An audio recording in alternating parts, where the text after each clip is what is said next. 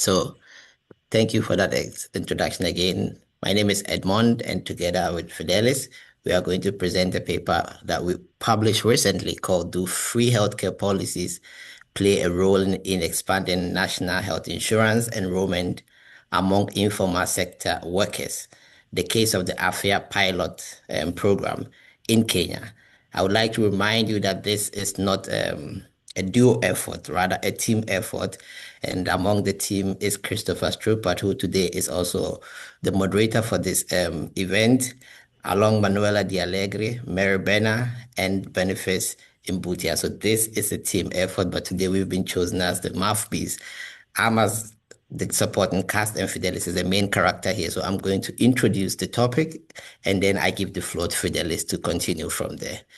And as my introductory word, we understand that health financing in sub-Saharan Africa is severely underfunded, and this is constrained by the limited public resources. And as a consequence, we see very high out-of-pocket spending. So currently, the World Bank estimates the out-of-pocket expenditure in sub-Saharan Africa to be around 32 to 35 of current health expenditure, which is twice the expected or twice the normal range of between 15 to 20. Now, this implies that this persistent financing gap slows progress towards universal health coverage, which in principle means that all people will receive health services that they need at good quality without suffering any financial hardship. So if people are paying in excess of 32% of current health expenditure, then it means people are suffering from financial hardship in accessing healthcare. And to this regard, countries have used multiple approaches, mixed financing models to address this financing gap, including tax-funded models, social and national health insurance schemes to expand access to care and also to reduce the burden of out-of-pocket expenditure. However, these mechanisms, they often struggle to reach the entire population. And one example is if you look at the structure of national health insurance in most sub-Saharan African countries, you have the formal sector who are people who are salaried workers. They have they are always included in these insurance schemes by mandatory enrollment because it's salary based. So for them, it's payroll based. It can be deducted from their salaries. And then you have vulnerable and indigent. So for example, you have children, you have the elderly, you have pregnant women, you have very poor people. They usually get covered by subsidized premiums or free healthcare. What is left in the middle is the informal sector. Now, to define informal sector, the sector refers to economic activities or workers that are not regulated, not protected, and registered by the state. So these activities are typically operated without financial control, social protection, taxation, or any official oversight. That doesn't mean that this group is basically earning low. It means that this group, they do have irregular jobs and irregular income. And sometimes they have the capacity to afford, but other times what they can afford is not up to the level of the formal sector. But this sector constitutes a large proportion of the labor force, not only in sub-Saharan Africa, but also globally. So globally is 61% of the workforce, and in sub-Saharan Africa is 89%. So for to have this huge block missing in terms of financing reforms is a concern. And why it is a concern is for two reasons. So if you look at the nature of the work they do, as I already explained, usually insecure job, irregular and low income, which makes it difficult for pooling for pooling resources. But on the other hand, the existing insurance usually lack the onboarding structures to include informal sector, and there's also inadequate information targeted towards them. So usually they are unlikely to enroll.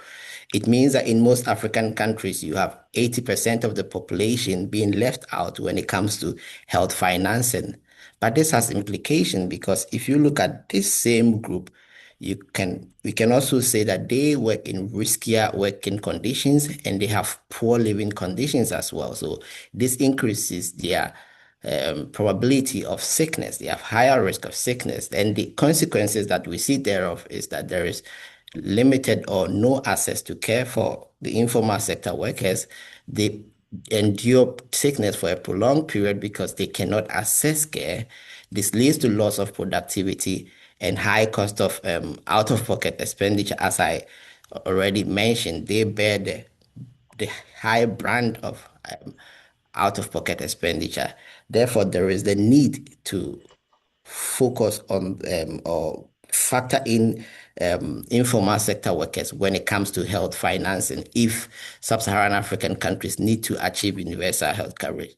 Now, what has been done in the past is a progressive approach to reach them. So what we mean by a progressive approach here is usually there's either free health care policy or there's a subsidized policy that precedes or it's implemented parallel to national health insurance or social health insurance policy in order to expose the informal sector workers to the idea of insurance. Then this would entice them to take up social or national health insurance scheme. However, there is limited evidence when it comes to how this actually shape future enrollment decisions of informal sector workers. Much of the evidence they are coming from subsidies that has been implemented within national health insurance schemes, and these subsidies have shown results that they can entice people, but when it comes to free health insurance policies, so far there have never been any results or there have never been any evidence to back if this works. So that becomes the objective of this study, and what we are looking at is to estimate the extent to which earlier exposure to free healthcare policies shapes informal sector workers' decision to enroll and contribute to national health insurance schemes. And this is based on the free trial approach framework. And this means that if you expose people to, in this case, free healthcare policies, the positive experiences that people gather from these services is likely to lead them to be willing to pay for the service when the free services end. On the other hand, if people experience negative or people have negative experiences, it might also lead to low willingness for them to pay for the services when this free policy comes to an end. So this is the object of our paper. And from here, I hand over the baton to Phidelis to take us to the Kenyan context.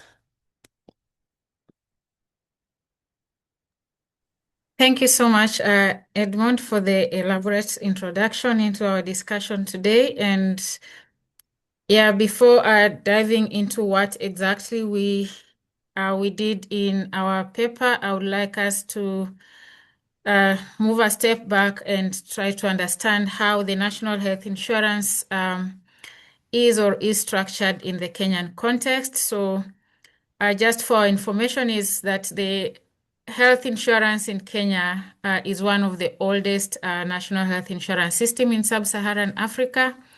However, despite dating back to the 1960s, literally after the independence, it was introduced as mainly for the formal sector workers then. However, it has undergone several reforms to include the informal sector in 2015,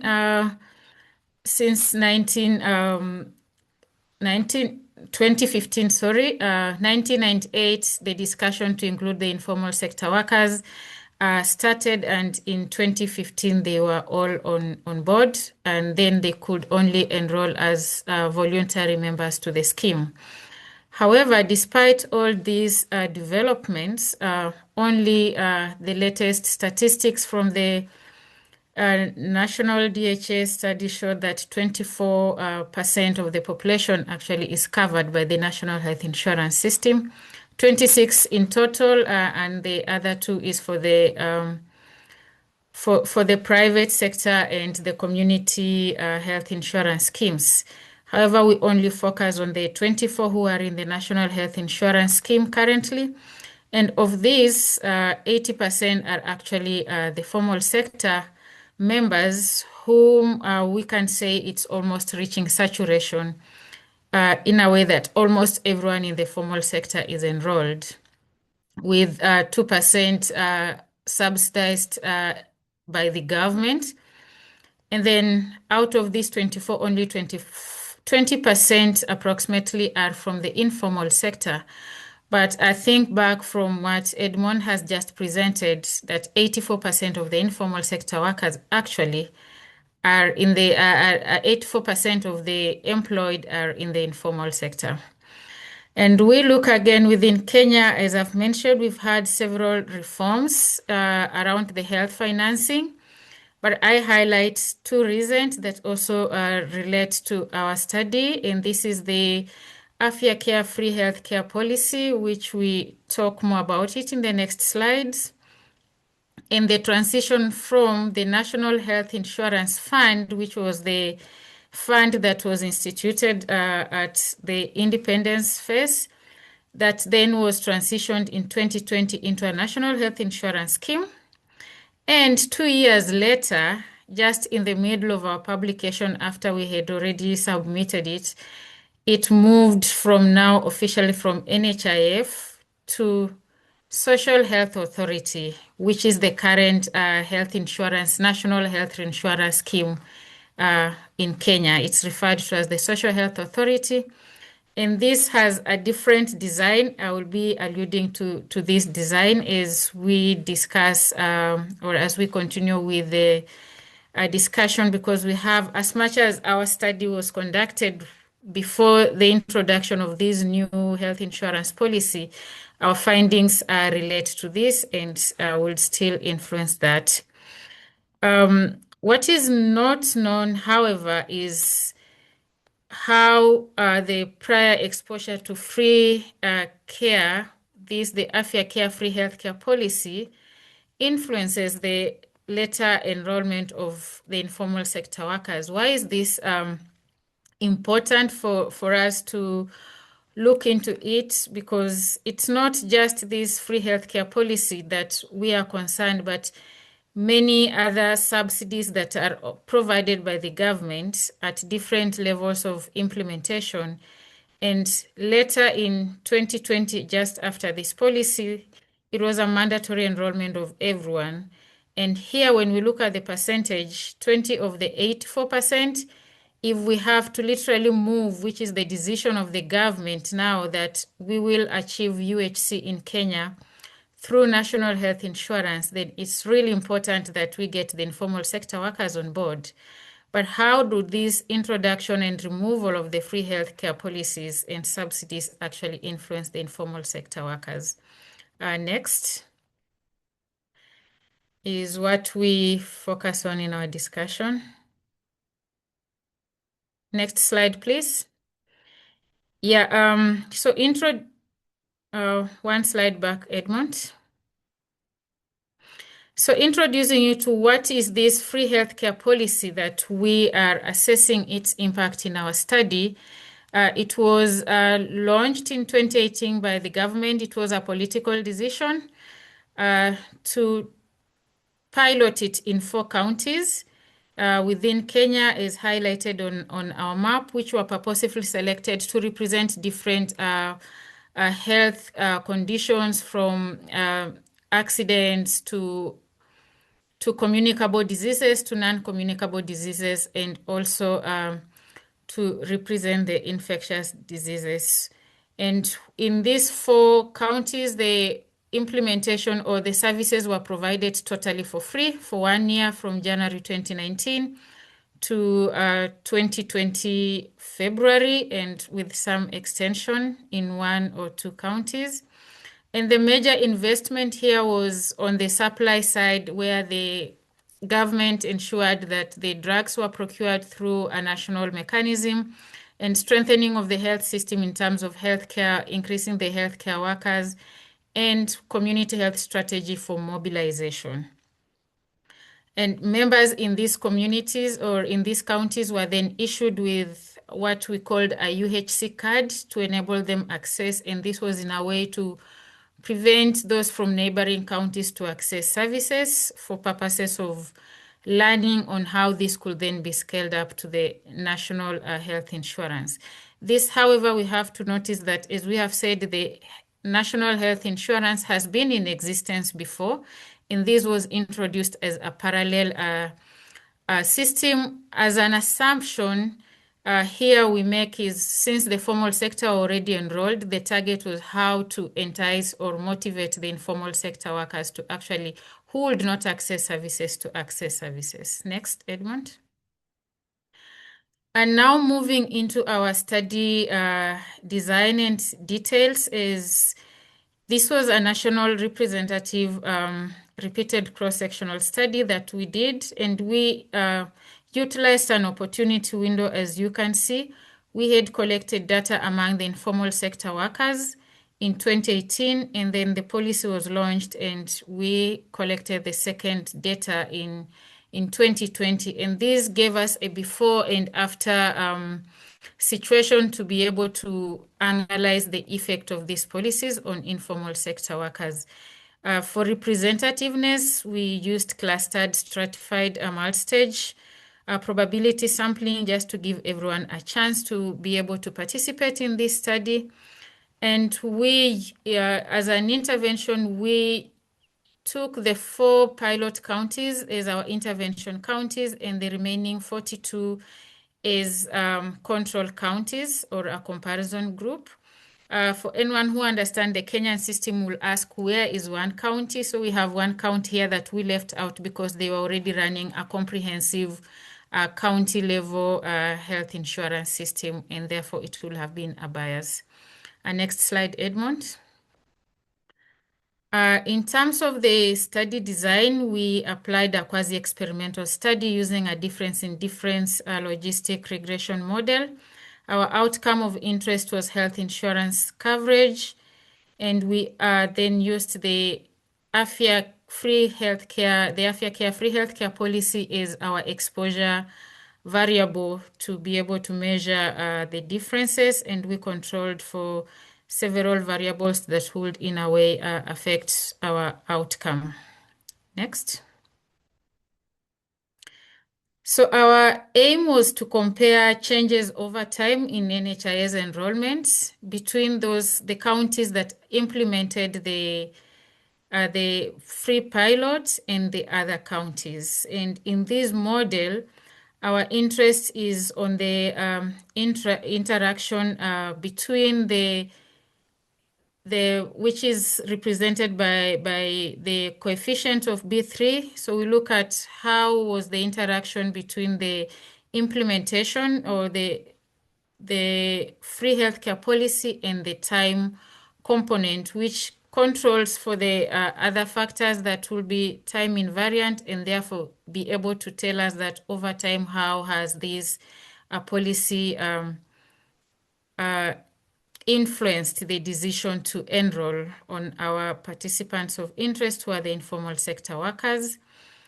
And to be able to do this, we had to check if our data actually met the criteria for this. And for the spillover effect, which is important to cross-check, as I earlier mentioned, the issuance of the cards to access services took care of those who would then come from neighboring counties and be able to kind of dilute our effect in the control. And also we did the parallel trends analysis. And this, what basically it checks is, if the intervention was not there, would then the trend be the same across the 2 groups that we are comparing, our 4 counties against the other 4 counties. And next. And when we look at the results of our parallel trend analysis, we see a fairly parallel trend analysis between the control, which is the blue line, and the red line, which is our intervention line. So in principle, if the if the intervention, which is the policy here, did not have an effect, then we would have expected the red line to also take a downward trend in a way, but we see a deviation upwards, which in a way indicates so. We tested the pre-trend analysis and we found that there was no difference between the two groups before the intervention, and this means our analysis or our data will be suitable for the difference in difference analysis. Next slide. So now taking you into our results, descriptively what we see when we compare the two groups before and after, we notice that before the intervention, there was no much difference between the two groups. However, when we look at the after intervention, we find that the enrollment in the intervention counties was 10.5% higher in the intervention group, here represented by 22.2% compared to the control. If you are to check control versus control, you notice that there actually was no change within the control counties, yet there was a move within the intervention counties. And this descriptively already shows that there was an effect on of the policy on enrollment. Next slide. We did further comparison to check between the intervention, more like a heterogenic analysis, to check between the intervention and the control counties to see how the effect here is. Edmund, next 2 times. And from the highlight here, you notice we notice that people who were most or who enrolled most after were those who actually initially had no education, and compared, like, the increase improved from 0 to 30% among those who had no education among our informal sector workers. And we also noticed a similar increase among the poorest within within the informal sector workers, that after the intervention, this is where we notice a lot of improvement in terms of enrollment status. Next. Next.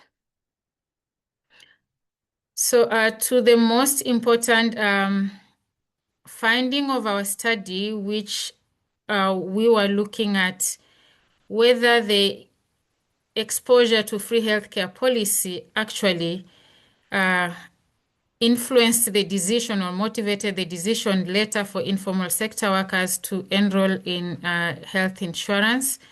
We notice that here we look at the interaction term, where we have the odds ratio of 1.65, and what this means is compared to the control counties, informal sector workers who are exposed to the free healthcare policies had 65 times more, or were 65 times more likely to enroll in the national health insurance schemes. And what these, in a way, communicate is exposure to then free or subsidized policies actually would have a potential to motivate the enrollment among these informal sector workers. However, we notice that the significance is not very high, and that's why we say just exposing them is not sufficient. And then now, just what does these results then mean? Next slide, Edmund.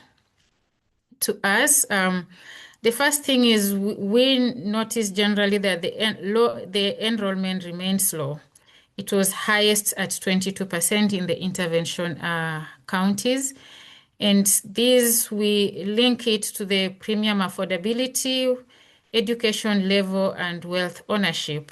Why do we say this? Because those who actually managed to enroll after were the people who were in these categories.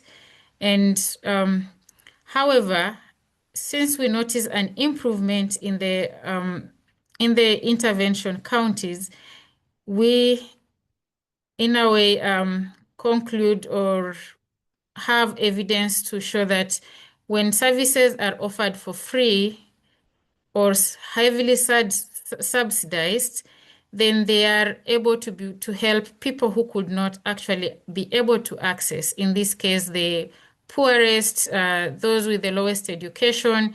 And why the lowest education actually comes in here is because we use the intervention or the community health workers were used to reach people of the lowest health education. In this case, we did not rely on television, for example, or newsletters.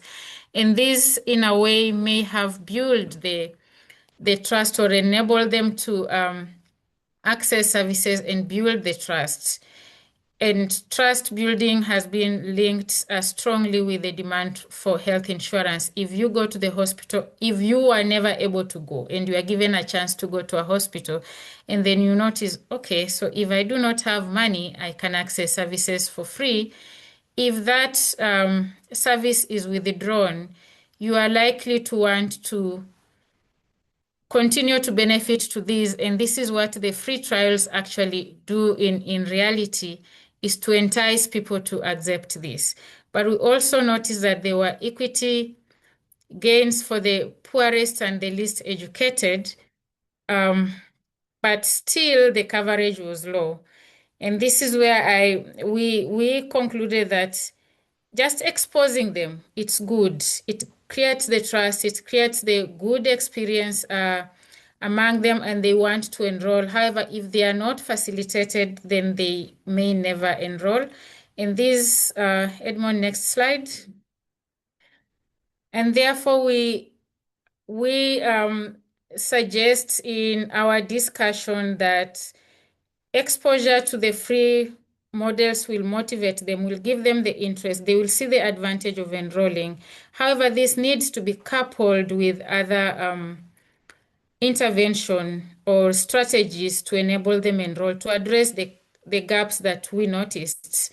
For instance, the poorest were less likely to enroll, and yet if they are exposed to the insurance, they are the ones who reached or who witnessed the greatest importance or the greatest benefit of the free healthcare services. Therefore, making it either the premiums either affordable, grading them according to the needs of the health or to the levels of affordability. As Edmund had said, they have varied income at the beginning. The informal sector workers, they are earning low. It's not consistent. How do we make sure we align the premiums and the contribution to this level? And also, how do we reach out? So strong outreach to the informal sector workers, and simple enrollment and renewal processes needs to be coupled with the motivation, so that if the free services are then withdrawn and we expect them to enroll mandatorily, then we have to make this facilitation possible. And if we do not do that, then it continues to remain a voluntary and not a mandatory enrollment. We also, in our analysis, highlighted that the informal sector work is not the same. They are heterogeneous in their characteristic. And these, in our policy implication, we suggest how these can be handled better. And one thing that we, as I earlier had mentioned, that the pilot was implemented alongside the existing health insurance scheme. It did not use the structures. And based on experiences from other countries who have tried this a similar intervention, most of them implemented the pilot or the free healthcare services within the health insurance structures. And we noticed that in these studies, there was higher enrollment. Ours was only an increase of 10% comparing the intervention and the control. In these other studies in Indonesia and in Ghana, we noticed that the percentage was 30 enrollment difference was 30% and above, but they were um, implemented within the NHIS structure, which we feel, or in our study, that this was a missed opportunity for the Kenyan government. However, what does then these results mean in terms of policy implication, or what can the governments or other countries then take away from this? Next slide. So, what we are recommending or suggesting to policymakers is a result of our finding. One is to increase affordability, which came out as one of the gaps, is to maintain and expand subsidies for low-income informal sector workers. So maintain because we already have subsidies for the poorest, the indigents, within the national health insurance by the government. However, this needs to be expanded to the informal sector workers who cannot afford the premiums. And for those that can be able to afford the premiums, we are suggesting a graded or a graded system in a way that they are given premiums according to their needs. This is definitely a difficult thing among the informal sector workers because they are not on salary payments, they do not earn the same things. However, what has been used somewhere, and I would say the new policy in Kenya is in a way already implementing this, is using the means testing premiums instead of the flat contribution. However, the application of the means testing should not be to fill the gap, but rather to be able to motivate or encourage those who can afford to be able to pay the premiums. And then in terms of targeted outreach and information related to the effect that we saw in our studies, especially among the low educated, we suggest that there is need to use community health workers and non-traditional channels to reach the least educated. The community health strategy is a huge advantage in Kenya because it's widespread, it's countrywide, and they are able to go to house to pass other information. It's working well for all other health messages, and these would be an advantage if they are included. They can talk to them to the same language and at a level that they understand and be able to adopt the message. And these messages need, however, to be targeted to the different informal sector worker segment to take care of the heterogeneity that we have seen. For instance, for the farmers, the message should, for example, in rural areas, in a farming where they get harvest once in a while, the message need to be targeted that during this period they need to pay for their insurance so that they are covered for the whole year, which will be different from most urban setup, which probably because they are having small incomes daily or weekly, then their payment needs to be more flexible. And we believe this is, if their messages are targeted, then people are able to make decisions that apply to them. And in terms of administrative and design features, we need to make enrollment easier, less paperwork, flexible payment modalities. In this case, there has been a lot of advancement, I would say, in this section in terms of introduce mobile enrollment. However, this has not reached everyone effectively, and for the informal sector workers, this has to be ensured.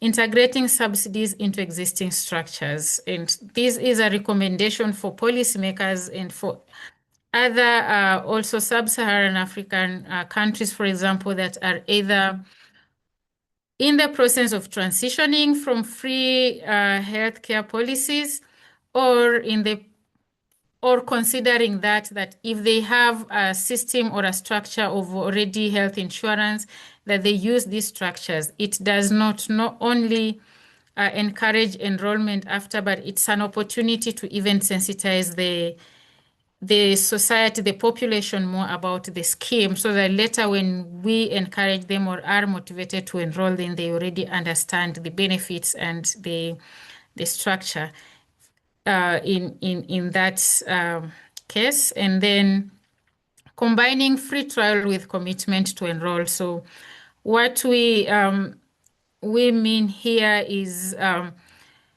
if you collect information about the informal sector workers, for example, in the application of mean testing, when you are enrolling them for the free healthcare services, you are likely to get information about their income, and this can inform who can those who are able to pay and those who need to be satisfied. And those who are able to pay, then from the word go, it needs to be clear to them that for a period of you get free services for this period, or we pay for you the premiums for this period is for you and your household to access care. However, after this period, then you need to continue paying for the services to continue enjoying so that people from the word go then are able to appreciate that. And with this, we will end this marks the end of our presentation and our findings, and we will be happy to hear from you during the question and answer questions. We can be able to clarify what may not have been clear, or also hear insights from you from that. Thank you.